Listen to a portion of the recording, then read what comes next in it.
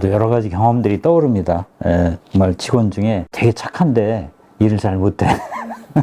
그럼 얘기를 하긴 하는데 또 못 알아들어. 결국 그래서 당신은 여기 안 맞는 것 같다 해서 권고사직을 시켰던 그런 딱 한 번 그런 경험도 있었는데, 이게 진짜 성과가 정확하게 숫자로 나오고 모든 게 경쟁으로 딱딱 평가되는 거면 좋겠는데, 우리가 추구하는 가치가 공동체 그런 것도 있기 때문에 쉽지 않았는데, 지금 말씀하신 효능감, 동기부여 이런 게 제대로 되기 위해서라도 정확하게 냉정하게 피드백 되는 게 중요한 것 같다. 어때요? 그런 경험을 좀 하셨어요? 저는 근데 이제 뭔가 저연차의 성향일 수도 있고 아니면 개인의 성향일 수도 있는데, 저는 사실 조직 문화라고 얘기는 하지만 그 조직을 구성하는 거 어쨌든 개인이잖아요. 그래서 특히 이 사회적 경제에서는 아까 다 말씀하신 것처럼 본인이 갖고 있는 어떤 이념이나 가치를 그 1순위로 좀 우선순위로 해서 온 건데, 그거에 대해서 과연 충분히 논의가 되고 있는가. 그냥 이렇게 막연하게 우리는 그냥 공동체니까 이렇게 해서 이렇게 퉁치는 그런 게 있는 것 같아요. 사실은 그 개개인이 다 지향하는 가치나 상이 되게 다른데, 그런 것들에 대한 확인이 없이 좀 편만적일까, 뭐 5단계의 뭐 욕구가 있다면은 1, 2단계 정도는 공유할 수 있지만 그 이상으로는 다 달라지는데, 그런 것까지 그 차이점에 대해서는 아무래도 공동체가 근데 공통점을 찾으려는 성향이 있고, 뭔가 같이 화합하고 연대하고 이런 것들을 좀 지향을 하다 보니까 그런 내부에서 발생하는 어떤 파열이나 뭐 마찰이나 갈등 같은 게 오히려 가시화가 안 되는 것 같은. 그래서 그게 사실은 해소가 돼야 그 내부에 있는 구성원들도 계속 오래 갈 수 있는데, 그 사실 저도 일을 할 때 뭔가 사업을 할 때 저는 어쨌든 저연차다 보니까 그 회사 그 재단에서 이제 하던 방식을 어쨌든 적용해서 하고 있는데, 하면서도 뭔가 이렇게 생각이 계속 나는 이거 이렇게 하면 안 될 것 같은데 막 이런 생각이 들 때가 있는데, 그거를 제안하는 게 생각보다 쉽지가 않고, 제안을 하더라도 거기는 어쨌든 현장 경험이다 보니까 현장에서는 뭐 이렇게 반응이 괜찮았어 하면은 저는 사실 할 말이 없잖아요. 그래서 그게 약간 사실 여기 이제 그 사회적 경제에 있는 분들이 버티는 이유가 본인의 어떤 가치관이나 이념을 조금이라도 실현을 해보려고 있는 건데, 제가 뭐 이제 다른 사람들 얘기를 들어보거나 아니면은 어디 그런 조직 문화 관련해서 글 같은 거를 보면은 좀 약간 이제 선배 세대들도 이제 그런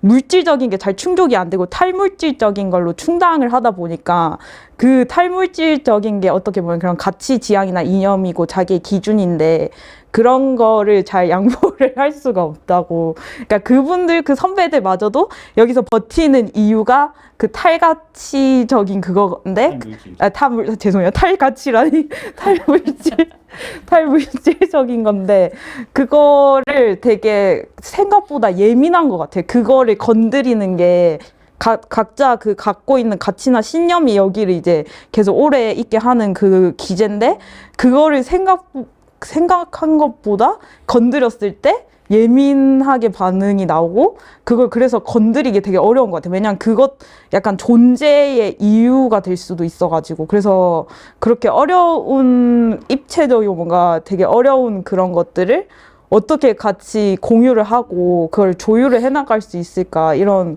고민이 좀 많이 들어요.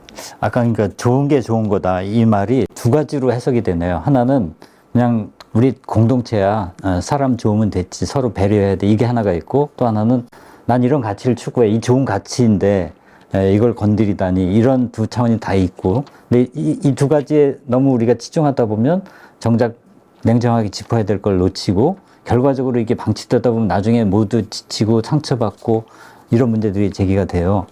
어떻게 이런 것들을 특히 리더들이 뭔가 잘 분별해야 되나요? 우리 사회적 경제가 자기 미션, 비전, 목표 이런 것들을 이렇게 전략적으로 제공하는데 좀 어려움이 있거나, 또 그것에 전문적이지 못하다, 이런 이제 제기 속에서 이런 얘기들이 좀 나왔다고 이제 생각이 드는데, 뭐 당연한 것 같아요. 어떤 측면에서 보면 주식회사 기업 같은 경우에는 이윤을 극대화하고 그 과정에 매출이라고 하는 게 존재하니까 이제 거기에 맞게 뭔가 조직을 하고 뭐 물론 이제 요즘은 뭐 이걸 뛰어넘어서 뭐 CSR, CSV, ESG 이런 얘기도 물론 다 하긴 하지만 결국 그 배후에 버릴 수 없는 지점들에 이제 그런 것들이 있으니까 일방향으로 맞춰 나가는 거는 사회적 경제보다는 상대적으로 조금 쉬운 것 같아요. 근데 우리가 얘기하는 건 아까 말씀 계속 주셨듯이 전체를 위한다거나 공동체를 위한다거나 등등의 것으로 이제 어떻게 보면 굉장히 추상성이 높은 것이기 때문에 그것을 이제 정렬해 나가는데 어려움을 겪고 있다. 그런 측면은 당연한데 그렇다고 해서 우리가 그런 상황에 면죄부를 받을 수는 없는 거다. 아까 잠깐 말씀드렸듯이 그 공동으로 소유하고 민주적으로 운영되는 사업 조직이 가능하다고 우리가 믿고 어떤 측면에서는 주식회사 기업이 위계보다 민주적으로 일하는 것이 훨씬 더 성과를 낼 수 있다라고 우리 스스로가 믿는다면 그런 것들을 우리 사회의 변화에 맞게 경영적인 언어로 다시 재해석해서 내놓을 과제는 우리한테 있다. 그래서 오늘의 토론에도 이제 그런 측면에서 굉장히 의미가 있는 것 아닌가 싶고 우리가 잘 못하고 있어요. 뭐 이런 게 힘들어요. 이런 것도 있을 수 있지만 그럼 그런 부분들은 도대체 어떻게 해야 그것이 훨씬 더 중요한 게 아니야. 그런 측면에서 보면 이제 민주적으로 도대체 운영된다는 게 뭔지를 다시 한번 반드시 정의할 필요가 있겠다. 그래 지금 얘기하는 수준에서도 민주적 경영이라는 게 공동으로 소유 민주적으로 운영한다 할 때 이 민주적이라고 하는 것을 도대체 어떻게 생각하는지가 백인백색일 수도 있겠다. 그 부분에 대해서는 우리가 앞으로 내년 한 해 조금 이런 라이프인에서 이런 좌담회를 통해서 지속적으로 조금 우리 사회적 경제에게 조직의 민주적 운영이라는 게 뭐냐라고 하는 것을 조금 이야기할 수 있었으면 좋겠고요. 그 다음에 이제 그 과정에서 아까 이제 돌아와서 이제 리더로서 그러면 구성원들이 그 일방향으로 정렬되고 미션 비전을 위해서 이렇게 일하도록 어떻게 할 거냐. 근데 저는 아까도 잠깐 말씀드렸는데 오해가 있다. 돈을 조금 받는다고 해서 후지게 일하면 안 된다. 이거하고 이거 같은 건 아니다. 그거는 주는 만큼 그런 측면으로 이걸 해소하기는 굉장히 어렵다 생각 들고 예를 들면 이제 아까 말씀드린 것 중에 경영의 언어로 그러니까 민주적으로 운영된다는 것을 사람들이 이해할 수 있는 경영의 언어로 모두가 합의될 수 있게 얘기해줘야 사람들이 그걸 실현해 나갈 거니까 저는 만약에 예를 든다면 토론은 중요하지만 만장일치로 의사결정을 하는 건 아니다. 저는 그런 걸 민주적 경영의 일부라고 생각하고 또 제가 생각하는 건 결정은 최대한 민주적으로 해야 한다. 더 많은 시간이 걸려도 좋고 주식회사 기업보다. 다만 집행은 효율적으로 할 수 있어야 한다. 왜 그러냐면 이건 내가 결정한 건데 집행마저도 효율적으로 안 된다면 민주주의가 무너진 거다 이거죠. 예를 들면은 우리 아버님 하는 얘기 중에 옛날에 사공이 많은 배가 산으로 간다고 그랬는데 사회적 경제가 그렇잖아요. 사공이 많아서 배가 산으로 가는 건데 그 뒤집어서 생각해보면 사공이 많은 배가 빨리 가야 되는 거거든요. 그때의 전제는 방향이 일치되기만 하면 빨리 갈 수 있다는 거잖아요. 그래서 거기에는 많은 시간이 걸리지만 만약에 우리가 그 방향에 대해서 합의했다, 목표에 대해서 합의했다고 하면 훨씬 더 빨리 노를 저을 수 있다고 저는 생각하거든요. 이게 제가 생각하는 민주적으로 운영되는 사업 조직의 가치, 힘이라고 생각하는 거고 그런 것들을 우리가 전략의 언어로 경영의 언어로 자꾸 만들어서 사람들이 이해할 수 있는 수준으로 자꾸 이렇게 잘게 잘라가지고 제공될 때 우리가 얘기하는 사회적 경제 조직의 민주적인 운영 이런 것들이 조금 가능해지지 않을까. 그런 걸 주식회사 기업은 뭐 밤새 하고 전국의 모든 대학의 경영학과가 있어가지고 인사노무 다 공부하잖아요. 경영.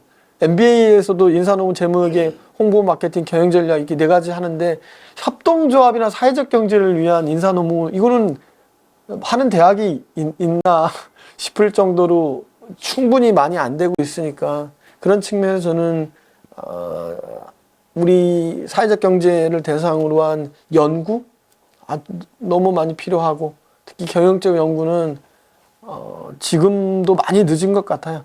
지금도 많이 늦어서 더 많이 논의하고 해야 될 시점이 아닐까 하는 그런 생각이 있습니다. 센터장님 말씀 들으면서 그 생각이 들었습니다. 우리가 이제 위계 조직에 약간 반대말로 민주적인 조직을 혹시 쓰고 있다면 저는 조금 다른 면도 있을 것 같아요. 그러니까 오히려 아까 이제 집행에 대해서 말씀하실 때 되게 공감했던 게 저는 위계 조직의 반대는 이제 역할 조직이라고 생각을 하거든요. 그러니까 구성원 개개인들이 오너십을 가질 수 있는 구조로 가는 게 궁극적으로 좋다라는 생각을 합니다. 물론 이제 그것에 대한 룰을 세팅할 때는 민주적인 의사결정들이 필요할 수 있지만 그 일에 대해서 내가 오너십을 갖고 책임감 있게 권한을 행사하는 게 큰 틀에서는 훨씬 효과적이라는 거죠. 근데 이제 어떻게 보면 우리가 회의를 많이 한다는 거는 그 이면에 있는 지점이라고 생각해요. 실제로 이제 저도 사회적 경제 조직에 있어봤고 다른 사회적 경제 조직도 보면 실제로도 회의를 많이 하시는 것 같아요. 근데 이제 저는 어떤 걸 느꼈냐면 회의로 일을 하는 거예요, 그냥. 그러니까 회의로 의사결정을 한다기보다는 회의를 통해서 일을 해버리는 거거든요. 그러니까 일을 하는 게 내가 아니라 회의가 돼버리는 거죠. 그래서 그런 지점들에 대해서는 저는 조금 혹시 우리가 일을 해나가는 방식이 직무를 담당하고 있는 개개인한테 오너십이 가 있는 게 아니라 어떤 가상의 지금 시간과 장소 안에 그게 들어가 있다고 한다면 그건 오너십 측면에서 좀 적절하진 않을 수도 있다라는 것에 대해서 좀 환기하는 게 중요하다는 생각을 좀 하고요. 회의를 통해서 일을 해버린다는 게 어떤 말씀이에요? 그러니까 그 회의 모여 있을 때 그냥 거기에서 의사결정한 것을 그냥 그 자리에서 뭔가 뭐 일에 실제로 반영해 버린다거나, 그러니까 이게 바람직하다는 말씀이 아니요, 그게 이제 문제야? 리스크가 있다는 거죠. 그러니까 그것에 대해서는 물론 회의 자리에서 뭐 제가 너무 적나라한 표현을 써서 좀 그럴 수도 있겠지만 그 회의에서 알리바이는 만들어졌으나 누가 책임질 거냐는 거죠. 예. 그래서 저는 그런 부분에 있어서 회의에서 의견을 나누더라도 예를 들면 이 사업에 대해서 우리는 이런 의견을 나눴고 담당자가 판단하세요 라고 하는 게 어쩌면은 더 민주적일 수도 있다는 것이죠. 그래서 이제 그런 건 되게 지금 제가 되게 약간 마이크로한 얘기를 했지만 사실은 우리가 이런 고민들에 대한 반영은 실제로는 굉장히 구체적인 장면에서 일어날 수밖에 없다는 좀 말씀을 드리고 싶은 거고요. 두 번째로는 저희가 이제 조직 문화에 대해서 이야기 나누고 있는데 잠깐 한번 환기해보면 어떨까 하는 생각이 좀 들었어요. 조직 문화 우리 지금 여기서 왜 이야기하고 있나 이런 생각이 문득 들어요. 저는 기본적으로는 가치를 효과적으로 잘 창출하고 싶기 때문에 문화에 대해서 얘기한다고 생각합니다. 그러니까 뭐 헤이 컴퍼니 그룹이라는 데서는 뭐 그런 연구를 했다고 합니다. 굉장히 오랫동안 조직 풍토, 뭐 리더십에 대해서 연구한 단체이기도 한데요.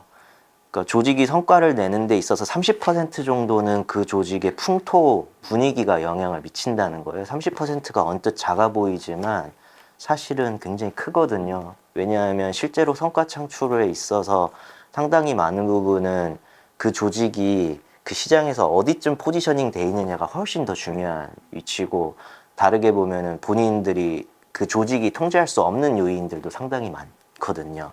근데 그룹 분위기에 따라서 30% 정도의 성과 창출에 영향을 미치는 굉장히 큰 것이고, 그 풍토에 또 아주 절대적으로 한 70% 정도 영향을 미치는 게 리더십이라고 이제 알려져 있으니까 그 두 가지는 되게 뗄래야 뗄 수 없는 이야기인데, 그렇기 때문에 저는 결국에는 우리가 더 많은 가치를 창출하려고, 조직이 지속 가능하려고, 그다음에 성과를 내기 위해서 조직 문화에 대해서도 고민을 많이 하고 있고, 그래서 이 주제가 저는 되게 펑퍼짐한 것 같으면서도 꼭 필요한 주제라고 생각해요. 왜냐하면 지금 많은 사회적 경제 조직들이 또 실제로 경영적인 고민들도 많은데 이거 어떻게 타개할 거냐에 대해서 조직 문화를 안 짚을 수는 없다는 거죠.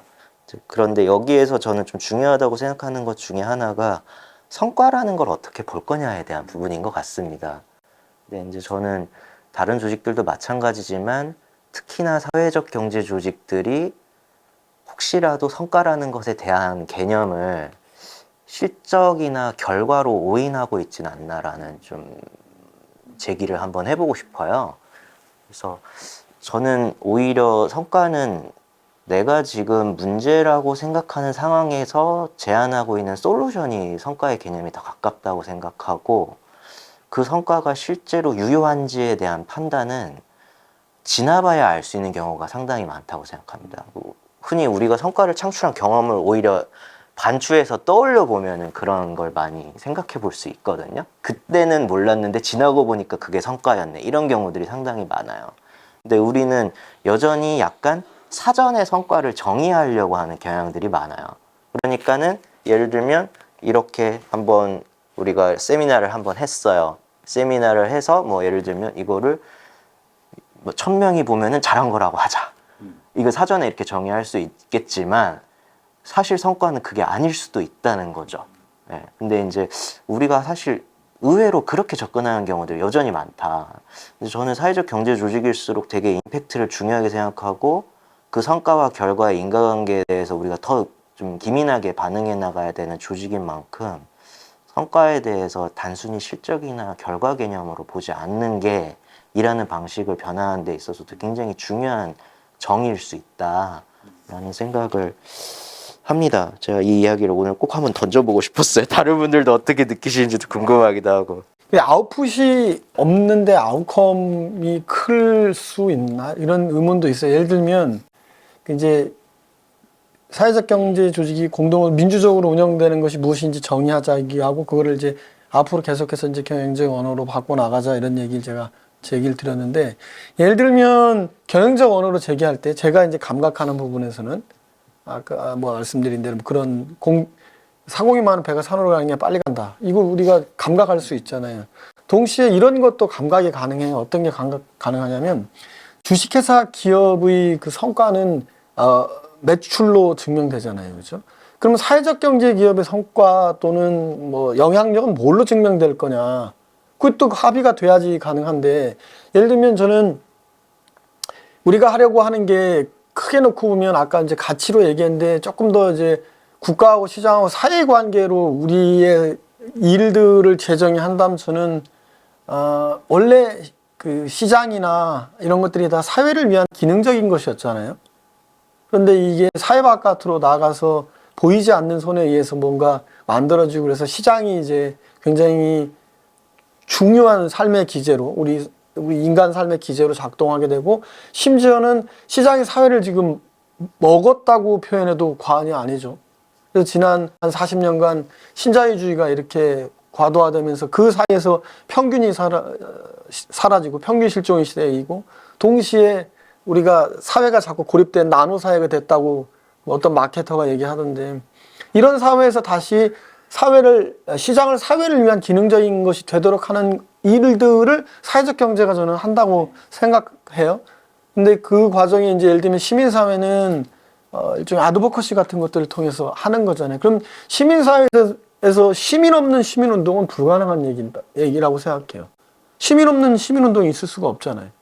동시에 그러면 사회적 경제는 매출 없는 사회적 경제가 있을 수 있냐? 저는 없다고 생각해요. 왜 그러냐면 우리는 그 시민운동을 하는 게 아니라 비즈니스를 통해서 뭔가를 바꾸려고 하는 거니까. 그래서 사회적 경제는 사회적 경제에서 중요한 성과 지표 중에 하나는 좀 매출이 반드시 있어야 한다. 이 매출을 그러면 어떻게 우리가 이해하는 게 좋으냐? 저는 그것은 시민의 지지라고 생각해요. 사회적 경제 기업의 매출은 시민이 우리 기업이 하고 있는 일에 대한, 사회적 경제 기업이 하고 있는 사회 혁신이든 사회 문제 해결이든지 관련해서 우리가 비즈니스적으로 이 사회 문제를 해결하고 있으니까 굉장히 중요한 지표로 관리되고, 그것을 위해서 구성원 전체가 함께 노력해야 돼. 다만 이 매출의 목표가 주식회사 기업은 이윤을 극대화해서 주주에게 돌아가는 거라면, 우리의 목표는 만들어진 그 매출의 결과가 주주에게 돌아가는 게 아니라 참여하는 조합원들에게 더 많은 혜택을 돌려주어. 그래서 다른 말로 말하면 이윤이 목표인 기업에 대비해서 우리는 이용이 목표인 기업이라고도 표현하잖아요. 그러면 이제 이렇게 정의하고 나면 이용이 목표이니까 이때에 따라서는 뭐 참여하는 노동자에게 더 많은 급여를 줄 수도 있고, 물론 이제 영향력은 뒤에 두더라도 일자리 문제를 해결하는 거니까요. 그 다음에 그 참여하는 조합원들 중에 뭐 생산자 조합원이 있다면 그 받는 수치의 가격을 낮춰준다거나, 아니면 소비자 협동조합이라면 양질의 물건들을 상품과 서비스를 제공해서 이용하도록 하는 것들이 지표일 수 있잖아요. 그렇게 관리될 수도 있고. 저는 이제 그런 측면에서 그 아웃풋 없는 아웃컴이라는 게 가능한 건가? 그래서 저는 사회적 경제 기업에서의 매출도 매우 중요한 지표로 관리되고 그것은 우리 시민사회가 우리를 지지하는 시민이 우리 운동을 지지하는 하나의 인디케이터로 보고 관리돼야 할 필요가 있다라고 생각합니다. 그런 측면에서 조금 다른 의견일 수도 있고 또 뭐 같을 수도 있고 그런 거 같아요. 사회적 지지는 아웃풋입니까? 사회적 지지는 아웃컴이겠죠, 설마? 예, 영향력이니까. 그죠? 매출이 높다고 반드시 지지되는 건 아니잖아요. 그렇죠? 그 매출 과정에서 얼마나 어떤 참여들이 존재하거나 아니면 사회 문제를 얼마나 해결했는가가 또 다시 증명이 돼야 결과적으로 사회적 지지가 생겨서 매출이 높아지는 거니까 그렇게 치면 매출은 뭐 동시에 관리돼야 할 지표일 수도 있고요. 조금 이렇게 딱 잘라가지고 이게 아웃컴 지표냐 아웃풋 지표냐 이렇게 말하기는 조금 어려운데 어쨌든 1차적으로 감각할 때는 저는 그런 것 같아요. 그게 반드시 관리되고 뭐 얘기 나온 김에 조금 더 얘기 더 하면은 저는 늘 그 협동조합 운동하면서 노치데이를 협동조합의 뭐 선구자다라고 얘기할 때 그냥 교과서적으로 선구자라고 얘기하는 건 아니고 제 맥락은 어떤 거냐면 노치데이를 28명의 방족공들이 만들었다고 이렇게 얘기하지만 실질로 들어가 보면 4개의 사회운동 그룹이 그 하나의 운동을 한 거거든요. 예를 들면 오원을 따르는 공동체주의자들, 로버트 오원이 이제 공동체 실험했는데 그게 실패로 돌아가고 그 실패로 돌아간 이유가 과학적으로 관리되지 않은 거잖아요, 경영이.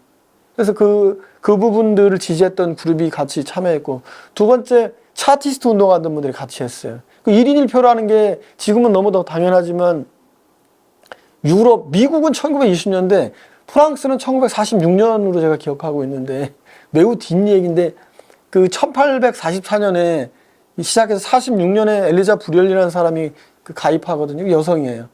그러면 뭐 엄청나게 빠른 시기에 이미 그런 운동들의 영향들을 가졌다는 거고 그 다음에 노동주의자들, 노동조합주의자들 그 다음에 마지막으로 이제 헌신적인 종교활동가들 이 4개의 그룹이 하나의 운동을 시작해서 나중에 63년에 도매가 되고 1863년에 도매가 되고 20세기 초반이 되면 150개나 되는 기업 집단을 거느린 가장 큰 기업이 되는데 여기 보면 뭐 설탕 공장, 제분 공장, 지금으로 말하면 반도체 공장 갖고 있는 거 협동조합이. 그럼 사회적인 영향력이 굉장한 거잖아요. 매출로도 증명되고 사회적인 영향. 그래서 저는 노치데일 협동조합을 무슨 박제된 무엇으로 볼 게 아니라 그 과정, 그 기업들이 성장해 가는 과정들을 놓고 보면 그 조합원의 참여 속에서 사회적인 영향력들이 충분히 확대되는데 그 과정이 이제 매출이라고 하는 게 그 영향력을 맺고 그 과정 속에서 나중에는 이제 그 소비가 생산으로까지 이렇게 밸류가 다 되는 이런 구조잖아요. 그래서 뭐 그런 측면에서 놓고 보면 저는 좀 길게 제 얘기 드렸는데 그런 생각이 있습니다. 어때요? 저 성과라는 걸 어떻게 우리는 볼 것인가? 이걸 좀 두 분 말씀을 드리면서 매들 마무리할까 하는데 일단 그 지점이 되게 좀 여러 가지 레이어가 전 섞여 있는 것 같은데 그냥 이건 조금 연결이 딱 되는 건지 모르겠지만 그냥 평소에 좀 가지고 있던 생각은 저는 그렇게 생각을 해요. 사실은 사회적 경제 조직에는 뭐 협동조합만 있는 것도 아니고 뭐 주식회사 형태의 사회적 기업이라던가 뭐 다른 여러 가지 형태의 기업들이 있다라고 생각을 하는데 궁극적으로 막 그런 얘기 하잖아요. 궁극적으로 사회적 기업이란 용어가 없어지는 세상을 만드는 것이 우리의 목표다라고 한다면 저는 사실은 제가 몬드라곤 팀 아카데미라는 이 방법에 좀 많이 움직였던 것 중에 하나는 이런 것이 있는 것 같아요. 뭐 딱 이것 때문은 아니지만 제가 생각하는 사회적 경제의 어떤 차별성이라는 것은 전 결국엔 조직 문화에서 나와야 한다라고 생각을 하는데 그래서 저는 가끔씩 뉴스에 무슨 사회적 기업의 무슨 대표가 뭐 협동조합의 어떤 모 협동조합에서 흔히 일반적인 조직에서 볼 수 있는 그런 문제들 있잖아요. 뭔가 뭐 젠더에 관련된 이슈일 수도 있고 노동 착취에 관련된 이슈일 수도 있고 이런 문제들이 터져 나올 때 가장 많이 좀 속상한데 그러니까 전 결국에는 다양한 우리 사회의 그 경제 주체로서 사회적 경제 조직들이 다른 그 경제 주체들과 같이 있다라고 할 때, 시장 또는 사회에서 보기에 성과도 좋고 구성원들도 행복한 어떤 조직이 있는데 들여다봤더니 사회적 경제 조직이더라. 들여다봤더니 협동조합이고 들여다봤더니 사회적 기업이고 들여다봤더니 뭐 어떤 그런 사회적 가치를 추구하는 어떤 기업이고 저는 이럴 때 사실 가장 매력적일 수 있지 않을까라는 생각을 하거든요. 그리고 궁극적으로는 사회적 경제 조직이 아니더라도 다 그런 방향으로 가야지 된다고 생각해요. 왜냐하면 수많은 노동자들이 일터에서 죽어가잖아요. 그러니까 결국에 우리가 해결하고자 하는 것은 그렇지 않은 세상을 만드는 것이고 사회적 경제 조직은 그렇지 않을 수 있는 조직이 있다. 그러니까 생계를 해결하면서도 성과를 내면서도 지속 가능하면서도 구성원들이 행복할 수 있어. 물론 그것이 아주 뛰어난 어떤 성과는 아닐지라도 시장에서 인정받는 수준은 돼야 한다라고 일단 생각을 하고 그래서 우리가 보통 이제 성공적인 기업들을 얘기를 할 때 이제 매출을 가지고 많이 이게 평가하긴 하지만 저는 그 이유는 매출 이외에 다른 것들을 그동안 눈여겨보지 않았기 때문이라고 생각을 하거든요. 근데 이제 그것들을 뭐 ESG나 이런 것들로 들여다보기 시작을 하니까 이제 기존의 조직들도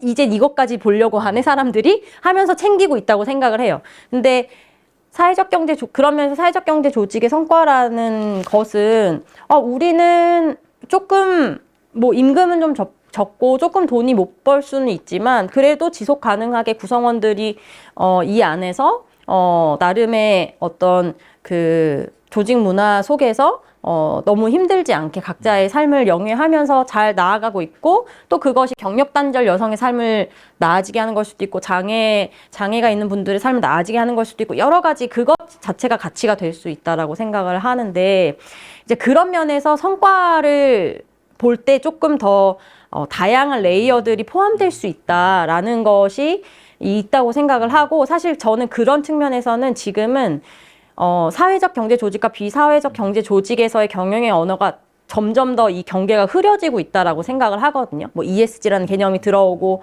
이게 세상이 그렇게 변화하고 있잖아요. 기후위기나 이건 사실 인류가 대응을 해야 되는 문제이기 때문에 다들 저는 이제 정신을 차려야 되는 때라고 보는데 그렇지 않으면 다 같이 공멸하는 거니까.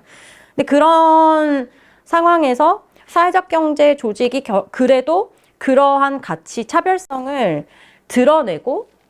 드러내려면 말씀하신 것처럼 매출을 통해서 결국에는 지속 가능 인간이 매슬로우의 아까 욕구의 가장 밑단계의 몇 가지를 충족해야 살아갈 수 있는 것처럼 사회적 경제 조직들도 기본적인 것들을 해결하면서 갈 수 있는 정도의 역량은 되어야 하고 만약에 그렇게 하기 위해서 민주적 운영도 되어야 하고 어떤 그런 그 효율을 높이 낼 수 없는 구성원들도 포용을 해야 하고 시민의 지지도 얻어내고 해야 한다면 사실은 기존 조직보다 훨씬 더 많은 혁신이 필요한 거죠. 혁신과 아이디어와 이런 창의성 같은 것들이 투입이 되어야 하고 사실 제가 MTA라는 컨텐츠에서 가장 그래서 그런 점에서 초점을 두고 있는 것이 그래서 기업가 정신이거든요. 근데 팀 기업가 정신.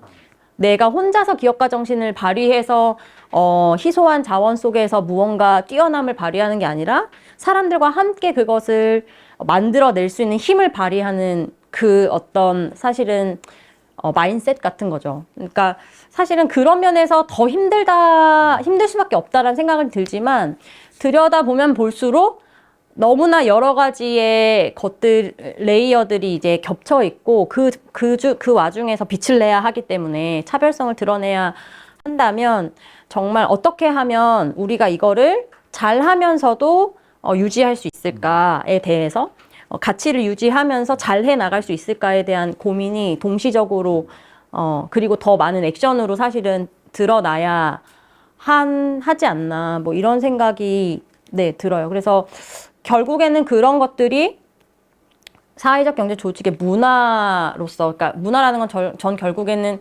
사람이 풍기는 어떤 분위기라는 게 있는 것처럼 그 조직에서 느껴지는 분위기일 수 있다라고 생각을 하는데 그런 것들이 좀 뭐라고 해야 될까요? 구성원들이 좀 즐겁게 일할 수 있고 바람직한 조직 문화라는 형태로 난다면 세상이 오히려 보아주지 않을까? 뭐 그런 생각도 좀 들어요. 그러니까 되게 맥락과 동떨어진 얘기긴 하지만, 네네. 이윤 면에서도 살아남고 지속 가능하면서 또 내세운 가치도 실현해가는 굉장히 슈퍼맨이 아니면 힘든, 그죠? 근데 그걸 해내려고 우리가 모인 거고, 거기에는 그런 성과를 숫자로 딱 측정할 수 있는 것도 있고, 숫자는 아니지만 우리가 상호주관적으로 확인할 수 있는 거 다 여러 층위들이 이제 있는 것 같습니다. 경원 씨는 그 하시는 일에서 성과를 어떻게 확인하세요? 저희도 약간 그 연초에 KPI처럼 저희 내부의 성과 지표를 만들고 저희는 이제 뭐 사회적 회계 이런 것도 했었는데, 그러니까 저는 사실 이제 인류학을 전공하다 보니까 질적 연구를 하다 보니까 사실 정량적인 거나 그런 성과 지표에 대해서 약간 불편함이 있는 상태로 이제 들어왔는데, 성과 지표 만드는 일이 이제 보조하는 일을 많이 했거든요. 근데 그 처음에는 그거에 대해서 되게 부정적으로 생각하다가 왜 현장에서 성과 지표에 수요가 있을까 뭐 이런 거를 들어보면은, 그분들이 아까 이 사회적 가치라는 게 뭔가 어떻게 딱 정립될 수 없고 되게 뭔가 펑퍼짐하고 막연한데, 그런 것들이 정리되지 않으니까 뭔가 내가 뭐 하는 건가 싶고 이런 생각이 들어서요. 그 현장에서는 그걸 지표로 만들어 달라고 하는데, 제가 막 문헌조사 같은 거를 해가지고 좀 그런 정량 그냥 수치로만 그치지 않는 그런 지표들이 좀 막 해외 사례도 찾고 하는데, 이게 그 측정 방법에 들어가다 보니까 그러니까 그 측정 지표는 좀 혁신적일 수 있을지라도 측정 방법은 결국에는 그 자본주의에서 통용되는 그 지표 방식으로 환원이 되더라고요. 그래서 그 성과 지표라는 게 사실 근데 저는 좀 약간 그게 약간 자체적으로 물론 필요에 의해서 하는 측면도 있지만, 약간 저희 그 사회적 경제가 제도권에 있다 보니까 항상 증빙을 해야 되고, 제가 그런 연구를 많이 해서 그럴 수도 있는데, 뭔가 그 공무원들한테 이 지표를 입증을 해주고 우리가 뭘 하는지 증명을 해야 된다는 그거를 추구로 하다 보니까, 뭔가 그게 자본주의나 국가나 이제 시장과 동떨어진 별개의 지표가 나오는 게 아니고, 그 사람들이랑 소통할 수 있어야 되고 그 사람들의 용어로 이렇게 대체돼서 지표가 개발이 돼서, 그래서 저는 개인적으로는 실망을 많이 했어요. 이게 뭐가 다르지? 저는 뭐 ESG나 SVI 그것도 이제 뭐 그런 약간 문제 제기가 많긴 한데, 과연 뭐 우리가 자체적으로 하는 사회적 회계나 성과 지표도 그것들과 큰 차이점이 있을까? 근데 저는 그게 약간 뭐 저희가 그게 못한다는 게 아니고, 그게 아까 뭐 시민사회의 지지도 받아야 되고, 국가는 어쨌든 시장이랑 완전 동떨어져서 사회적 경제 공화국처럼 만들 수는 없잖아요, 아직은. 그래서 그 시장이랑 국가랑 이렇게 소통하는 방식에 있어서 그런 성과 지표를 채택할 수밖에 없는 것 같은데, 이제 그거랑 별개로 사회적 경제 조직 내부에서 근데 좀 저는 그 아까 매출이 그 지표에서 뺄 수 없다고 얘기를 했는데, 저도 뭐 그거가 공감이 되면서도, 근데 이제 매출의 액수에만 초점을 맞추기보단 저는 좀 질적 평가를 맥락 이렇게 추가했으면 좋겠는데, 그게 매출이 나오더라도 과연 뭐 기존의 시장이나 자본주의 방식에서 어떻게 다르게 그 매출을 증대를 했는지, 그냥 근데 사실 이게 지표를 보다 보면 되게 많고 숫자로 기결되다 보니까 그런 약간 그냥 숫자가 작으면 그냥 의미가 없는 게 돼버리고, 막 저희가 그런 뭐 서울시 이제 통합지원 체계 구축 체계 그 평가 사업을 했는데, 뭐 어떤 데는 되게 교육이나 회의 이런 게 숫자적으로 엄청 높았는데, 근데 질적으로 의미가 꼭 있진 않더라고요. 그게 숫자가 높다고 해서 뭐 많이 왔다고 해서 그게 뭐 좋은 그게 나오는 게 아닌데, 근데 그런 것들이 좀 검토가 돼가지고, 좀 저는 그래서 성과 지표를 할 때 그런 좀 차별화되는 맥락이나 그 질적인 내용들이 같이 들어가서 그 결과적으로 뭐 매출을 보여주긴 하지만 거기에 숨어 있는 맥락은 이렇게 다르다라고 얘기를 해줘야 될 것 같다는 생각이 들었어요. 우리가 문화에 대해서 얘기하다 보니까 엄청나게 외연이 넓어지네요, 지금. 그리고 질적인 평가라는 것도 숫자와 달리 의미를 공유해야 되고, 맥락이라는 게 같이 따라와야 되는데, 그거 자체가 또 문화의 과제이기도 하다, 이런 생각이 듭니다. 받은 만큼 일한다. 지금 민간단체 이런 데 다 고민인데, 젊은 직원들은 진짜 그냥 직장이다. 우리 선배들이 옛날 운동도 했고 하니까 막 그냥 전투정신을 했는데, 이 스피릿이 다른 거, 어떤 놈 부재한 거, 이걸 젊은 친구들은 우리가 뭐 희생하는 거 아니고 이런 갭을 어떻게 느끼시고 다뤄야 될지. 우리 뭐 인재상이라 할까요?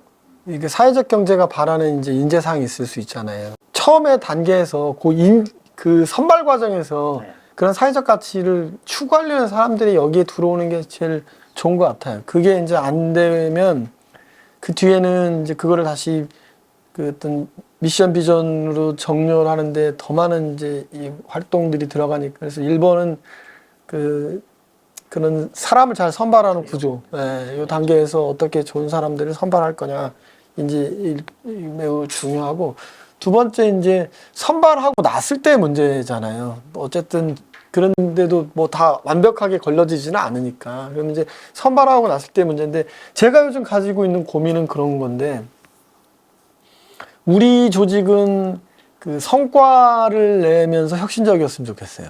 리더로서 늘 그렇게 바라잖아요. 그래서 이제 우리 같이 일하는 동료들에게 꾸준히 혁신적인 것을 강조한다고요. 근데 제가 일하는 중간 조직이라는 게 놓고 보면 시로부터 민간위탁 걸 받아서 그 범위 내에서 과업을 합의하고 진행하는 거거든요. 그러니까 사실 혁신적이긴 되게 어렵죠. 그런 조건이 있고 자기 권한 없는 일을 행위하라고 하기도 굉장히 어렵고, 그래서 도전적으로 막 과제를 내라고 하기 어려워요. 근데 이때 제가 써먹는 방법 중에 하나가, 이제 우리 워크숍을 하거나 이럴 때 혹시 랍스타 선생님 아냐, 저기 급식 선생인데 한 달에 한 번씩 특식으로 랍스타를 준 선생이 있다. 그 사람은 어떻게 랍스타를 줬겠냐, 우리하고 똑같은데. 이제 그 사람이 일한 과정들을 잘 들여다보면서 우리가 하면 좋겠다, 이렇게 이제 강조하는데, 그럼에도 불구하고 제한적인 부분 분명히 있는 것 같아요. 그럼 이제 그래서 그럼 트레이드 오프가 있잖아요. 버리고 받아야 되는데 일의 안정성이 생기고 또 오는 과정에서 그런 것들이 있어서 혁신적인 게 또 어려우면 저는 전문적이었으면 좋겠어요. 혁신성이 안 되면은, 전문적이면 같은 일을 받아도 조금 더 이 프로페셔널하게 처리할 수 있잖아요. 그래서 저는 그 성과를 내는 혁신적인 조직이었으면 좋겠고, 그 과정에 강조하면 혁신성을 강조하고 싶은데, 그래서 꾸준히 이제 새로운 것들을 하고 리더로서 요구하고 싶은데, 또 제한적인 게 있어서 현실적으로 타협한 건 전문적이었으면 좋겠다. 그걸 이제 어떻게 할 거냐. 그래서 뭐 예를 들면 내부에서 사회적 경제 관련한 내부 학습을 한다거나, 아니면 외부 활동들을 강조한다거나 하는, 이렇게 하면서 구성원들의 역량을 좀 높이려고 노력은 하지만, 이게 작으니까, 풀이 작으니까 이렇게 돌아가면서 무언가를 하고 또 힘들면 바꾸고 하는 이런 것들은 조금 어려움은 존재하는 것 같습니다. 어떠세요? 아까 이한나 씨가 선배들은 그 사회적 가치, 선배들이 갖고 있는 물질로 환원되지 않는 그것을 포기하지 않는다. 그게 후배들의 입장에서는 이렇게 부담으로 느껴지나, 어떤 위화감, 괴리감 이런 게 있나요? 저는 뭐 또래에 비해서는 그런 생각이 좀 있는 편이어서, 저는 시민사회 운동에 관심이 많았고 뭐 그런 걸로 진로를 생각하기도 했던 사람이기 때문에 그렇긴 한데, 그럼에도 불구하고 아예 차이가 없을 수는 없는 것 같아요. 근데 뭐 그러니까 왜냐면 일단은 좀 너무 모르겠어요. 전 일단은 좀 젊은 친구들이 살기가 참 쉽지 않은 세상이라 그런 얘기가 더 많이 나오지 않나라는 생각이 들고, 이제 뭐 사실 뭐 저는 뭐 저희 조직에서 그런 걸 느끼는 거는 잘 거의 없는데, 그냥 이제 이런 얘기들이 나올 때 드는 생각은, 왜냐면 제 친구도 이제 그 시민사회 단체에서 일하는 친구가 있는데 임금 수준이 이렇게 높아지지도 않고, 근데 조직을 계속 뭔가 정체되는 그런 걸 옆에서 굉장히 많이 보고, 이 친구도 내부에서 뭔가 시도를 하려고 많이 애를 썼지만 결국에는 그런 어떤 내부에서의 장벽들을 계속 부딪히는 거를 보면서 결국에는 좌절하다가 포기하는 이런 것들을 이제 보고 하는데, 그러니까 그런 거, 이게 그러니까 거기서 가장 크게 괴로운 지점은, 그런 일은 저는 사회적 경제 조직이나 시민사회 조직이 아니어도 일어날 수 있는 일이라고 생각은 하지만 이곳에서 더 크게 느껴지는 것은 조직이 대외적으로 내세우는 가치는 그렇지 않은데 내부적으로는 그런 어떤 수용성이라던가 개방성이라던가 그런 것들이 전혀 되지 않는 상황에서 이제 대외적으로 그런 메시지들이 나갈 때 그 괴리감들을 굉장히 힘들어하는 것 같아요. 그럴 때 가장 많이 힘들어하는 것 같아요. 양두구육하는 거. 좀, 예. 그러니까 그게 이제 아까 얘기했던, 그러니까 받는 만큼 일하는 것과는 상관이 없는 문제라고 느껴지는 거죠. 예, 예. 그러니까 약간 나는 저 대외적으로 나오는 메시지를 보고, 아, 그래, 나도 저기에 기여해야지라고 들어왔는데 내부적으로는 그렇지 않을 때 느끼는 어떤 좌절감 같은 것이 굉장히 냉소를 만든다고 생각해. 아, 여긴 안 돼. 약간 이런 것들. 그런 것도 생각이 나는데 왜 예전에 저희 아는 선배도 그런 적 있는데 대학교에 갔는데 처음에는 이제 학생운동 하는 분들 막 이렇게 하다가 나중에 그분이 막 고액과외 같은 거 막 하고 그랬더니 난 너무 충격받아서 뭐 그러니까 그럴 수 있잖아요. 근데 사실 전 그런 거 이해는 되거든요. 뭐 그럴 수 있죠. 근데 이제 그런 것들을 사실은 이제 그런 것 예를 들면 이제 그런 식으로 뭐 이렇게 그런 좌절 같은 것들이 사실은 굉장히 좀 많이 이게 영향을 받는 것 같다는 생각이 좀 들어요. 예, 예. 그리고 비록 임금은 다 똑같이 비슷비슷하게 적더라도 이제 어쨌든 선배들은 사회적 자본이 워낙 풍성하다 보니까 이제 명성도 있고 네트워크도 있고 이런 것들이 사실은 그걸 버텨준다라고 생각을 하는데 사실 청년들은 그렇지 못한 상태에서 진입을 했는데 이제 이거를 쌓을 수 있는 기반조차 없을 때 이제 너무 힘들지 않나 뭐 이런 생각은 좀 들죠. 제 후배 중에도 그 민주 관련된 뭐 단체 이름은 얘기할 수 없는데 그 때문에 상처를 정말 많이 받았더라고요. 그 위에 좀 약간 나이 많은 세대가 완전히 그 위를 독점하고 아주 10년 이상 그러고 있으니까 밑에 후배들이 올라갈 수도 없고 그게 단지 임금만이 아니라 방금 말씀하신 사회적 자원이나 뭐 이런 거에서 어떠십니까?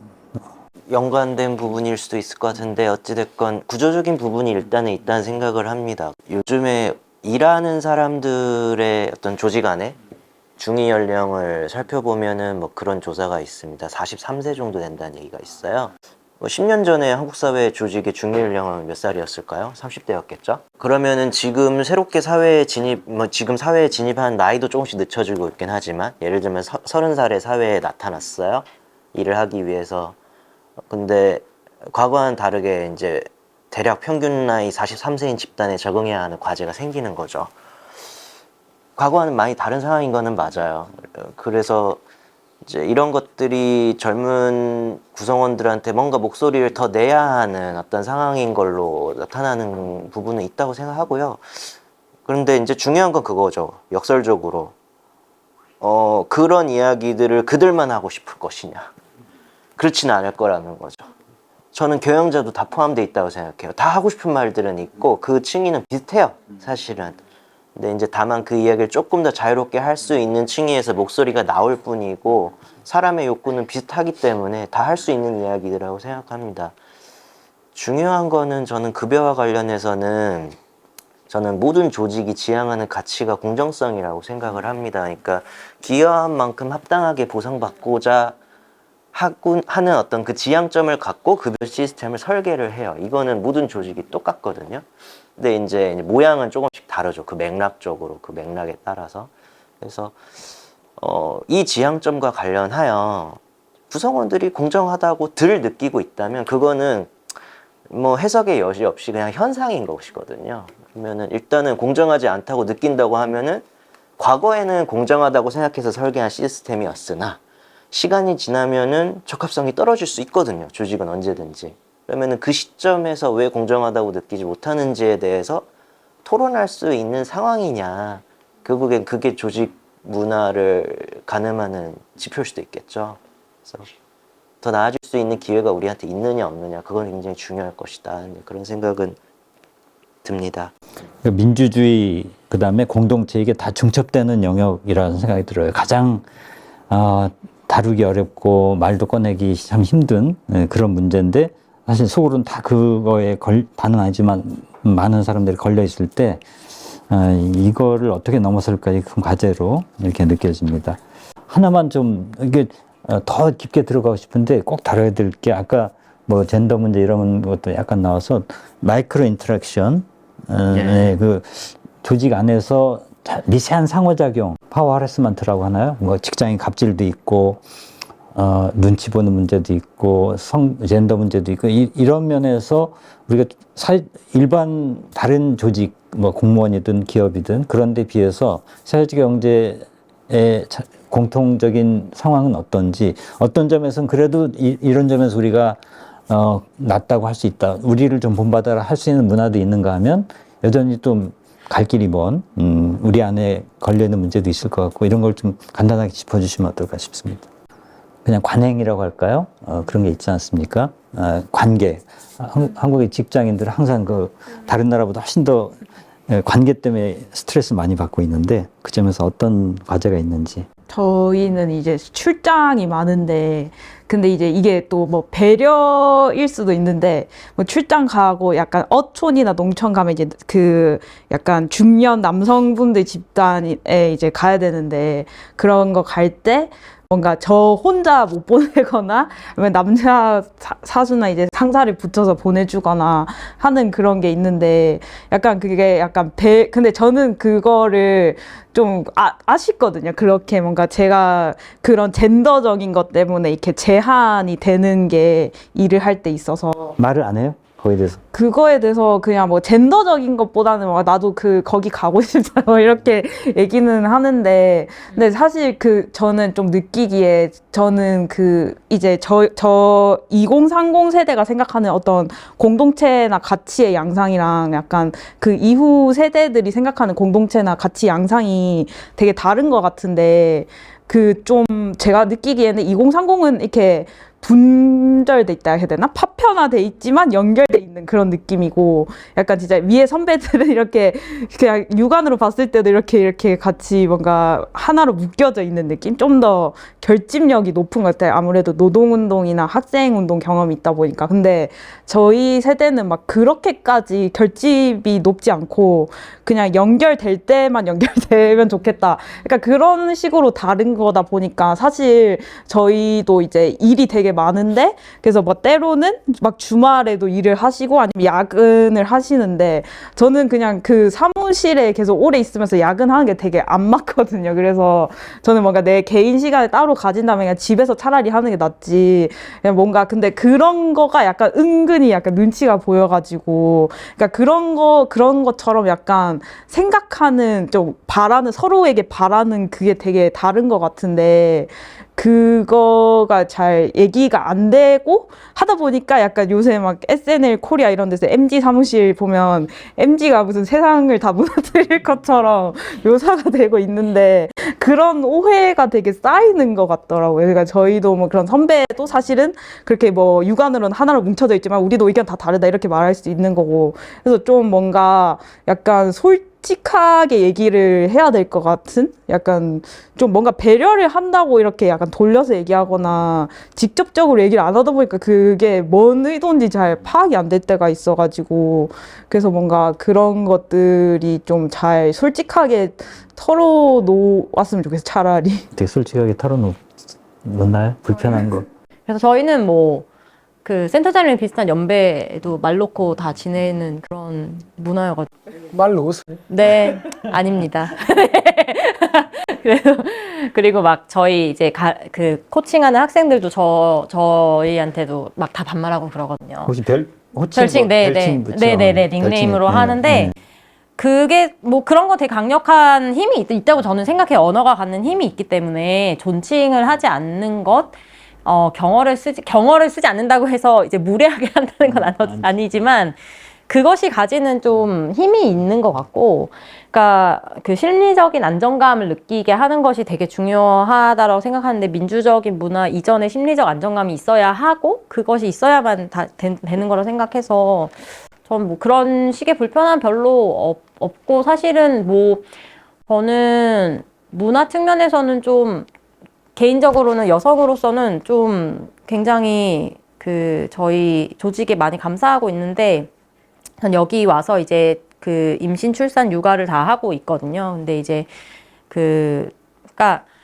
사실은 뭐 우리나라 법이 나름대로 잘 돼 있거든요. 그러니까 법대로만 한다. 우리는 법대로 한다라고 하면 충분히 다 사실은 할 수 있는데, 이게 보통 그것이 잘 실제 실질로 이루어지지 않는 것은 문화 때문이거든요. 법대로 하지만 눈치를 주거나 법대로 하지만 인사고과 영향이 있거나 이제 이러면은 안 맞는 거잖아요. 근데 그런 면에서는 뭐 전혀 그런 것이 없이 다들 서포트 해주시고, 정말 공동체가 키우는 것 같은 그런 느낌으로 해주시고, 막 1월 달에 저희 이제 저희도 이제 신년을 앞둔 그 전략 워크숍이 있는데 제가 아이 데려간다고 했거든요. 그러니까 다들 너무 좋아해 주시고 내일처럼 해주시고, 그러니까 그런 것이 사실 저는 이 사회적 경제 영역에 제가 그 임신 그 부모가 되어 보니까 느껴지는 것이, 사회적 경제 영역에서 이 여성들이 많잖아요. 비율적으로 많고,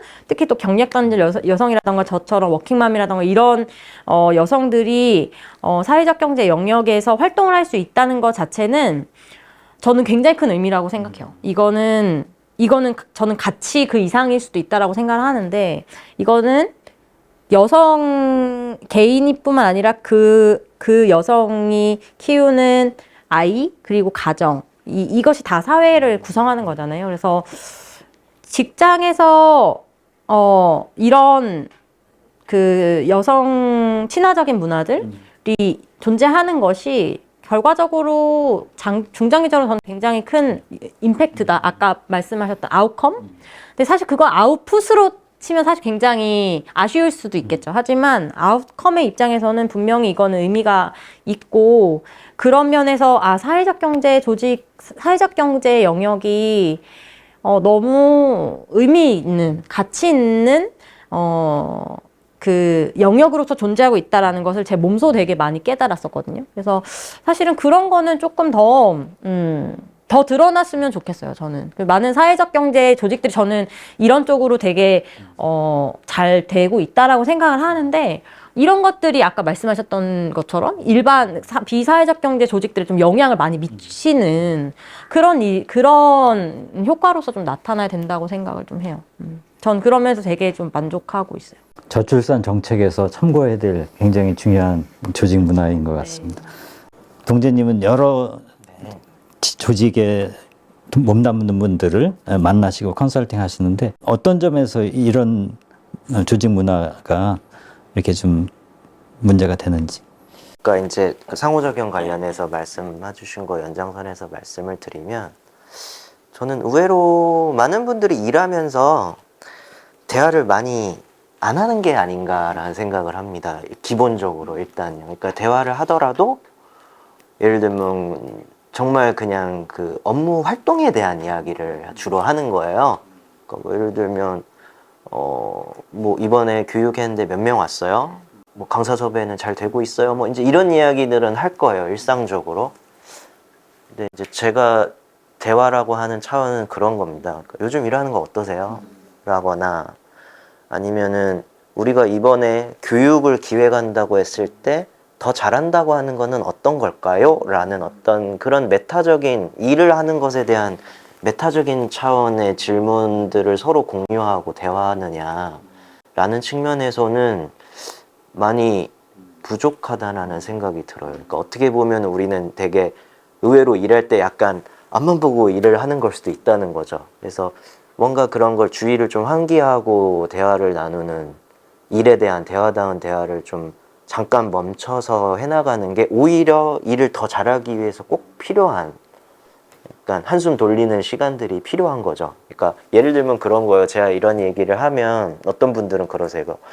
그런 얘기 할 시간이 어디 있냐. 일하기도 바쁜데. 그러면 저는 이렇게 말씀드리거든요. 그래서 하시라고 말씀드리는 겁니다. 왜 그 이야기를 할 시간이 없을까요? 그러니까 어쩌면 중요하지 않은 일을 우리가 너무 열심히 하고 있기 때문에 시간이 없는 건 아닐까요? 그러면은 우리가 오히려 이제 그 이야기를 시작해야 되는 걸 수도 있죠. 왜 우리는 이런 이야기를 나눌 수 없을 정도로 바쁜 것인가에 대해서 한번 이야기를 해봐야 될 수도 있는 거죠.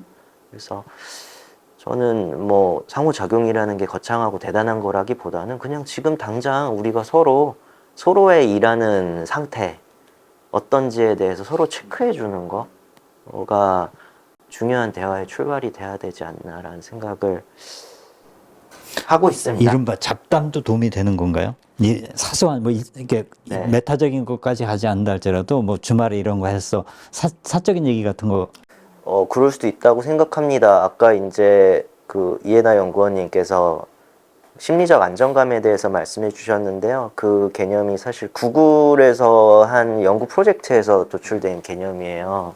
그러니까 퍼포먼스를 많이 내는 팀이 어떤 특징을 갖고 있느냐라고 했을 때 심리적 안정감이 확보되어 있는 팀이 퍼포먼스를 많이 내더라는 건데, 다르게 말하면 일상적으로 감정을 많이 공유하는 팀이 퍼포먼스를 많이 낸다는 겁니다. 그러면 예를 들면 그런 거죠. 선생님 오늘 컨디션 몇 점이에요? 10점 만점으로 한번 말씀을 한번 해보시겠어요? 그러면은 예를 들면 저 오늘 3점이에요. 왜요? 그러면 어제 뭐 예를 들면 애들이랑 싸웠어요. 뭐 약간 이런 얘기들을 사실 굉장히 사적인 이야기일 수도 있지만 서로의 감정 상태에 대해서 알고 일을 하는 게 협업하는 데 있어서는 더 많은 신뢰에 기반해서 우리가 일을 잘할 수도 있거든요. 그런 게 쌓이다 보면. 그래서 그런 측면에서 말씀해 주신 거라고 생각하고 의미 있는 거라고 생각합니다. 저도. 센터장님 어떠세요? 그동안 해오신 10년 이상의 여러 조직에서 지금 말씀하신 서로 편안하게 정서를 공유하고 서로 경계하지 않고 잘 못하는 것 같아요. 저는 그런 거. 굉장히 그 목적지향적이고 과제지향적이어가지고 잘 못하는 것 같은데, 그렇다고 해도 같이 일하는 사람들한테 무슨 상처를 주거나 같이 일하는 사람이 제 주변을 떠난 사례는 많이 없거든요. 근데 그 과정들을 이제 들여다보면 기본적으로 이제 제가 가지고 있는 그 노동관 같은 것들이 있는데, 저는 기본적으로 인간의 노동은 관리될 수 없다고 봐요. 관리될 수 없다. 네. 예를 들면은 저 이제 연구하는 일을 하니까 저희 같으면 이제 계속, 그다음에 지금은 조금 다르긴 한데, 연구하는 사람은 예를 들면 노동하는 택시 운전하는 걸로 한 비유를 들면, 택시 운전은 그 운전대를 시동을 켜고 시동을 끄는 순간 일이 시작되고 일이 끝나잖아요. 근데 우리 일은 그렇지 않은 지점들이 있는 것 같아요. 그래서 사무실에서 네이버로 뭘 이렇게 검색을 하고 있는 게 저게 쇼핑을 하고 있는 건지 아니면 일에 연관되는 건지가 구분이 모호하다고요. 그러니까 처음에는 되게 불편했어요, 저는. 아니, 왜 업무 시간 중에 저런 일을 할까? 근데 이제 지나서 생각해보면 그걸 내가 어떻게 관리할 수 없는 거니까 그거는 알아서 하고, 그 과정에 대해서 내가 깊이 있게 개입하는 것보다는 결과로 말하는 게 저한테는 좋겠다. 저는 이제 그런 식으로 참여하고, 물론 우리가 같이 합의한 목표에 대해서는 서로 당연히 그렇게 해야 되는 게 아닌가, 그게 일하는 방법이 아닐까 싶고, 이제 그런 과정 간에 만들어지는 작은 것들이 있잖아요. 예를 들면 아까 우리가 다 얘기한 것 중에 하나가 저는 이제 경제학 전공인데 부의 한계 효용 체감의 법칙이라고, 예를 들면 옛날에는 통계는 7천만 원 정도까지였을 거예요. 급여가 3천에서 7천까지 올라갈 때는 이 막 효능감이 이렇게 막 올라가다가 7천만 원을 넘어가는 순간 8천만 원이 돼도 그 효용이 커지지 않는 지점들이 있거든요. 근데 사회적 경제가 거기에는 아직 좀 사회적으로는 도달하지 못한 기업들이 많이 있는 것 같아요. 그러니까 이제 이런 문제들이 계속해서 얘기되고, 민주적으로 운영한다는 사람들이 노동관계법도 못 지키면 말이 되느냐 하는 이런 상황들에 직면해 있는데, 이거는 저는 아까 얘기한 대로 시민의 지지, 매출을 통해서 반드시 해결돼야 할 문제라고 전제하고, 그다음에 이제 그 전제하에서 현재 일하고 있는 사람들과 이제 관계 중에 말씀드린 데 저는 결과로 얘기하면 좋겠고, 과정 간에서는 제가 시도했던 거는 그런 게 있어요. 그러니까 인간의 노동은 관리될 수 없다, 이런 판단, 이거 자율적으로 일하고, 말하자면 Y 하는 거죠. 너 왜 일하는지 네 스스로가 물어라, 이렇게 얘기하는 게 맞는 것 같고, 과정 간에 제가 시도한 것 중에 이런 거 있어요. 그 휴가 같은 거를 카톡으로 내라고 요청한 적이 있거든요. 자기 연차 내에서 내는 건데 그런 거를 뭘 품위를 해서 뭐를 하는 게 정말 의미가 없겠다. 근데 이제 이게 어떤 전제가 있어야 되냐면 우리 구성원 중에 프리라이더가 없다라고 하는 전제가 있어야 될 것 같아요. 그래야지 이 그런 자율 부분들이 이제 확보될 수 있는 건데 저는 협동조합 또는 사회적 경제 기업의 장점은 이런 데 있는 것 같거든요. 자기 스스로가 왜 이 일을 하는지 하는 우리로 말하면 셀프 모티베이터들이니까 그런 전제하에서 우리가 일을 하고 그러니까 굳이 우리가 기업들이 하는 모니터링 비용이 줄잖아요. 이런 전제가 만약에 성립이 안 된다면 우리의 퍼포먼스는 커질 수 없는 거다.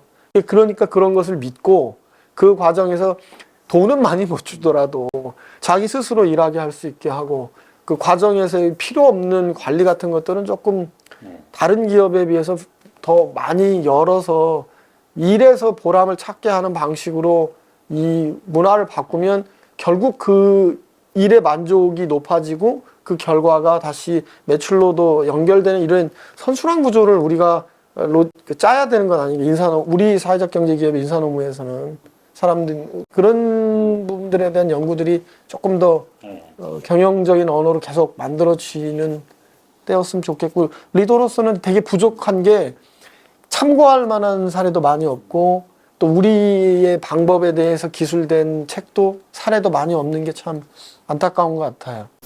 그런 가운데도 이렇게 신선한 시도를 하신 덕분에 아까 말씀대로 직원들이 그 뒤에는 퇴직을 안 한다. 그거는 비결을 말씀해 주신 것 같아요. 하나로, 한 가지는. 예, 예. 마지막으로 그냥 한마디씩 오늘 저로서는 이런 주제로 처음 이렇게 대담을 해본 시간이었고 굉장히 전 시간이 훌쩍 갈 정도로 여러분 한 분 한 분 말씀이 참 가슴에 콕콕 박혔는데 오늘 2시간 남짓의 이 만남이 여러분에게 어떤 의미였는지 간단한 소감하고 그리고 앞으로 이 주제로 할 얘기가 참 많이 있어요. 오늘 다루지 못한 이야기도 있고 더 들어가지 못한 이야기도 있는데 혹시 저희가 라이프인에서 이런 걸 또 연속적으로 기획할 수도 있는데 어떤 걸 더 한번 짚었으면 좋겠다 이런 거 제안도 있으면 같이 해주시면 고맙겠습니다. 이건 제가 뭐 지정하지 않고 혹시 이번에도 제가 먼저 한번 해보겠습니다. 센터장님 말씀하신 거랑 좀 연결될 수도 있을 것 같아서 먼저 한번 시작을 해보면요. 어찌됐건 이제 그래서 어떻게 할 건데 이제 이런 이야기들을 많이 하는 거 중요하다고 생각합니다. 그래서 아마 그 중에 하나의 팁을 또 센터장님이 말씀해 주신 것 같아요. 저는 이제 연결되는 거라고 생각하는데요. 조직 문화를 개선하기 위해서 무엇을 할 거냐에 대해서도 고민을 해야 되지만 뭘 안 할 건지에 대해서 고민하는 게 굉장히 중요하다는 생각을 말씀드리면서 했어요. 그러니까 뭐 예를 들면 휴가에 대해서 우리가 규정이 있고 그거에 대해서는 이렇게 뭐 품위를 내야 됩니다 라는 게 그게 정말 의미 있는 건가? 이런 질문을 해보셨을 것 같아요. 그러니까 그냥 카톡으로 올려요 라고 없앤 거죠. 그러니까 기존에 있던 걸 아마 대체하시거나 없애는 차원에 가까운 거죠. 그러니까 저는 해야 한다고 생각하는 거를 하는 것보다 하면 안 되는 거를 안 하는 게 더 중요할 수도 있다는 생각을 하거든요. 그거는 이제 조직 문화든 리더십이든 마찬가지입니다. 그러니까 100번 잘하다고도 진짜 하면 안 되는 거 하면은 분위기 이상해지거든요. 그래서 그런 것들에 대해서 늘 좀 깨어있는 건 되게 중요하다는 생각을 하고 있고요. 그리고 이제 그 중에 하나가 사실은 아까 조금 첨언하고 싶었던 게 이경원 연구원님 말씀하신 것 중에 이제 성과 지표에 대한 것도 굉장히 중요한 부분 중에 하나라고 생각합니다. 왜냐하면 왜 이게 조직 문화 이야기할 때 중요하냐면 성과 지표로 평가를 하거든요. 그러니까 이걸로 평가받는다고 생각하는 순간 우리가 일을 하는 게 굉장히 좀 경직되는 게 있어요. 근데 저는 성과 지표가 평가의 도구가 아니고 성과를 창출하는 개인들한테 주는 정보를 제공하는 거라고 생각합니다. 그 취지와 목적을. 그래서 그러니까 흔히 이제 성과 지표를 그렇기 때문에 대시보드다, 이제 계기판이다 이렇게 많이 얘기를 하거든요. 우리가 운전할 때 속도계를 보면서 내가 운전을 잘하고 있는지 못하고 있는지 그걸로 평가받지는 않잖아요.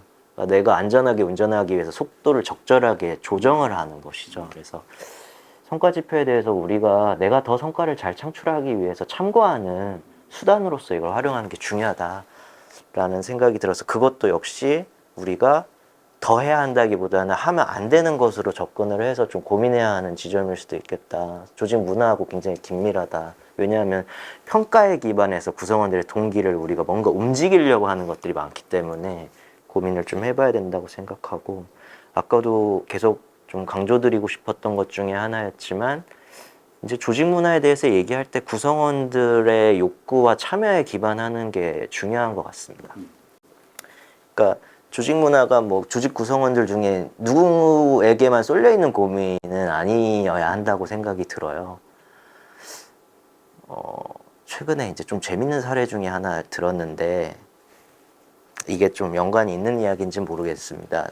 그 던킨 하인스라는 그 케이크 믹스 가루가 있다고 해요. 아주 예전에 만들어졌는데, 그 이전에는 이제 그 케이크 믹스 가루를 그냥 물에 풀어서 구우면은 케이크 되는 거예요. 근데 이제 이게 발명이 돼서 이게 굉장히 간편하게 케이크를 만들 수 있다고 홍보를 한 거죠. 근데 의외로 잘 팔리지가 않은 거예요, 시장에서. 근데 이제 던킨 하인스라는 회사는 이걸 어떻게 접근했냐면, 조금 더 공정을 어렵게 바꿨습니다. 소비자 입장에서는. 뭐였냐면 그냥 계란을 하나 추가하게 한 거예요. 그러니까 계란을 하나를 추가한다는 건 사실은 좀 번거로울 수도 있는 일이거든요. 근데 이제 어찌됐건 소비자들이 그 행동을 함으로써 결과적으로는 이제 던킨 하인스가 소위 이제 대박을 쳤는데, 왜 그랬냐? 이걸로 케이크를 만든 사람들이 가족들하고 밥을 먹을 때 이거 내가 만든 거라고 말을 할 수 있게 된 거죠. 그러니까 결국에는 조직 문화와 관련해서도 우리가 같이 만들어가고 있다라는 느낌을 공유한다는 거는 결국에는 그 시스템과 문화를 작동하는 것도 구성원들일 것이기 때문에 그 과정을 어떻게 설계하고 움직여 나가느냐가 굉장히 중요하지 않나라는 생각을 합니다. 네. 저는 사실 이제 저연차다 보니까 저는 조직 문화 하더라도 조직 약간 중간 연차나 이제 고연차는 좀 아무래도 리더 쪽이니까 조직 자체의 관점에서 고민하실 것 같은데, 저는 아무래도 이제 구성원으로서 고민하는 시야에 좀 이렇게 갇혀있지 않았나 이런 생각이 들었고, 좀 그리고 좀 뭔가 조직 문화 관련해서 공감하는, 나만 생각하는 게 아니구나 싶은 얘기도 많이 공유가 된 것 같고, 그리고 뭔가 생각하지 못했던 측면들도 알 수 있어서 되게 좋았는데, 저는 아까 약간 사회적 경제 조직이 이제 기존 조직이랑 차이점이 감정을 얼마나, 뭐 사회적 경제에 국한된 건 아니겠지만 감정을 얼마나 고려를 해주고, 그러니까 사회적 경제가 일단은 관계에 기반하다 보니까 아웃풋이나 아웃컴이 어떻게 됐든 간에 그 과정은 관계를 좀 중요시하면서 작동을 하는데, 그 관계가 되게 저는 감정이랑도 연관이 된다고 생각해요. 그래서 이제 조직 문화보다 좀 더 더 어렵고 미시적인 약간 구성원 개개인의 감정은 어떻게 그게 돌아가는가? 그러니까 뭔가 그런 약간 조직 문화보다 좀 미시적이긴 하지만 그 개개인의 구성원들이 그런 감정들이 어떻게 그 케어를 받고 본인들은 또 그거를 하는지, 좀 그런 것들을 추가적으로 알아봐 주시면 좋을 것 같아요. 두려움 없는 조직이라는 책 제가 인상 깊게 읽었는데 그런 것도 여기 연결될 것 같네요. 예. 혹시 저도 오늘 너무 다양한 이야기 들을 수 있어서 좋았고, 좀 또 이야기 나누다 보니까 제가 가지고 있는 조직 경험이 이렇게 긴 건 아니어서, 엄청 다양한 건 아니어서 어떤지는 어떻게 이렇게 들리실지는 모르겠는데, 그래도 어쨌든 아까 해주셨던 그 대화에 관련된 이야기 되게 인상적이었는데, 저희도 이 프로그램에서 대화를 굉장히 중요한 학습의 수단으로 여기거든요. 근데 그거를 저희도 조직에 적용해서 학습하는 조직으로서 대화를 통한 학습을 하기 위해서 굉장히 많은 노력을 하고 있는데, 많은 시간을 투자하고 있어요. 근데 그럼에도 불구하고 그 시간을 놓지 않으려고 아무리 바쁜 와중에도 일정을 1년치를 미리 박아놓고 시작을 하거든요.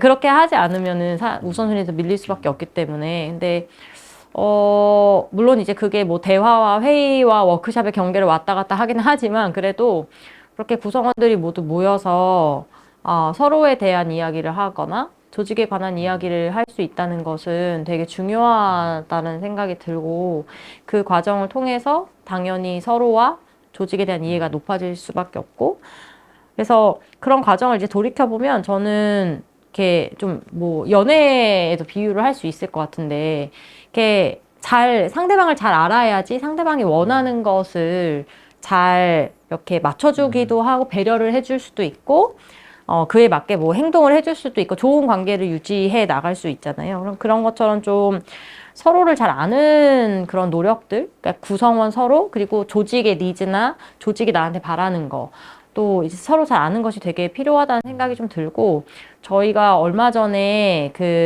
저희 조직 전체가 조직 문화 워크숍을 한 적이 있거든요. 한 4회차에 걸쳐서 총 한 16시간 정도 쓴 것 같은데, 그 안에서 개개인에 대한 어떤 그 테스트 같은 것도 해보고, 조직의 어떤 그런 심리적 안정감이나 그런 공정성에 대한 인지 이런 것도 해보고, 막 이런 것들을 좀 전공하시는 분이 오셔서 도와주셔서 했는데, 저희가 1년을 리플렉션 하면서 그 시간이 너무 좋았다는 그 구성원들의 이야기가 되게 많았었거든요.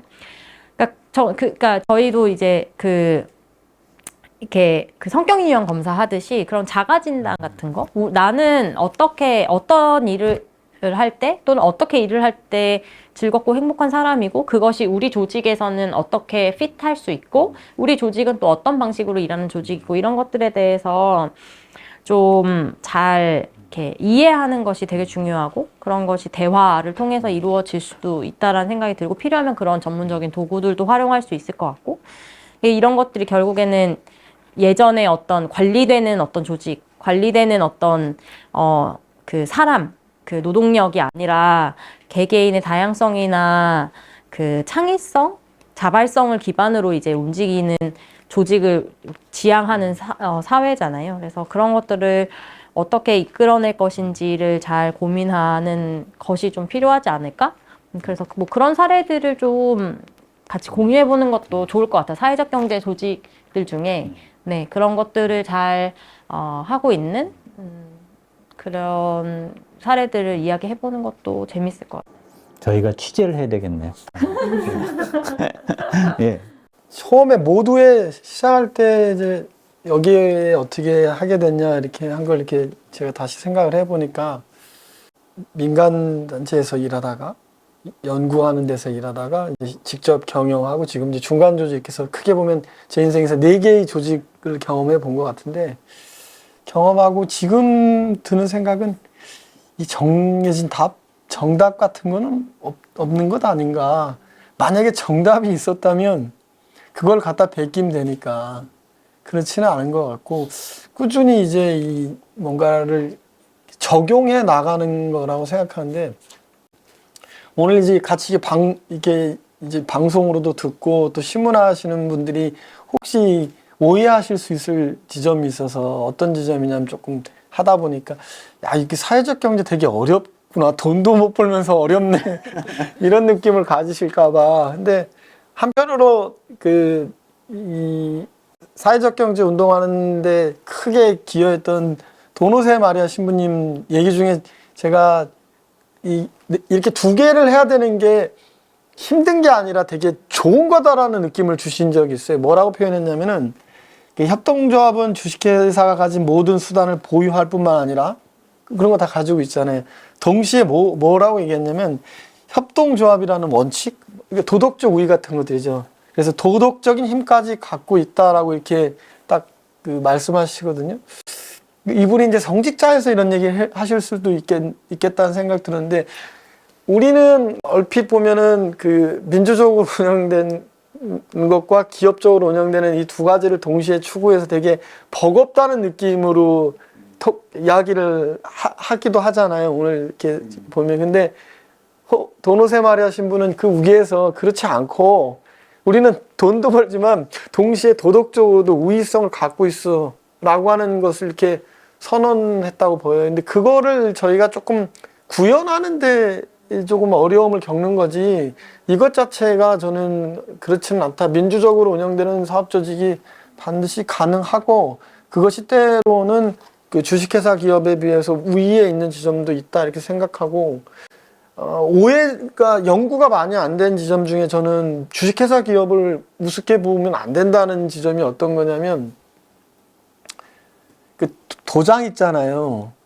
그 사원부터 저기 임원까지로 올라가는 뭐 이렇게 쭉 단계별 도장이 있잖아요. 근데 물론 이제 막 이상한 결정을 해서 조직이 확 바뀌기도 하지만 일반적으로 주식회사 기업 경영에서 이 도장이 생기는 거는 어떤 거냐면 저는 그렇게 느꼈어요. 어떻게 느꼈냐면 이 임원이 자기 뜻대로 할 수 있는 건 아무것도 없구나. 층위마다 다 이 투자가 합당한지를 계속해서 검토해서 결과적으로 모든 구성원들이 합의한 것이 결국은 사업으로 실행되는 과정이구나라고 하는 걸 저는 오히려 이제 그런 지점들을 느낀 것들이 있거든요. 그래서 대기업의 투자도 새로운 신규 상품도 10개를 해도 겨우 2개나 성공할 정도인데 그런 과정들을 겪으면서 근데 우리가 아까 중간에 이제 한 얘기로 놓고 보면 우리의 그 비전이나 목표의 모호함 그 속에서 정렬되지 않음 이런 것들이 이제 우리의 문제일 수 있다 분명히. 그러나 그게 또 우리 자체가 가진 일종의 하나의 고유한 무엇으로 생각하고 그것을 넘어서기 위한 우리의 도전 같은 것들이 많이 필요한 시점이고 그런 걸 좀 논의해야 되는 상황이라고 저는 오늘 얘기하면서 얘기 같이 들었고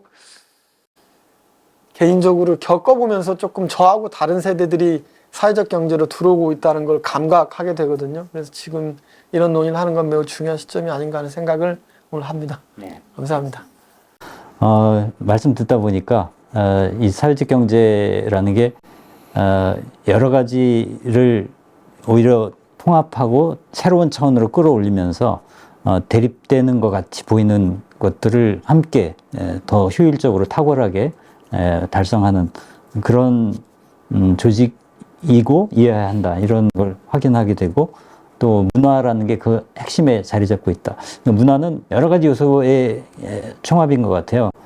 사회 전체적으로 흘러온 관행도 있고요. 우리 마음속에 이렇게 습관처럼 남아있는 거. 그 다음에 개인 구성원들의 특성, 동기 이런 것도 있고 그 다음에 아까 평가 문제에서 나왔지만 그걸 둘러싼 다른 사회적인 여러 가지 제약 조건들 이런 함수 관계 속에서 문화라는 게 빚어지는데 동시에 문화를 또한 우리가 새롭게 창조하면서 이런 것들을 변형해 갈 수 있는 이런 전략적인 거점이 될 수도 있겠다 이런 생각이 듭니다. 오늘 짧지만 긴 이야기들을 나눴는데요. 문화라는 것을 조직 차원에서 새롭게 조명해보고 앞으로 가야 될 길들을 함께 탐색해 봤습니다. 오늘 던져주신 여러 질문과 경험들 우리에게 소중한 지혜가 될 것 같고 앞으로 저희가 이것을 계속 따라가면서 우리의 그 담론의 장들을 넓혀가면 좋겠습니다. 오늘 함께 해주셔서 고맙습니다. 네, 감사합니다.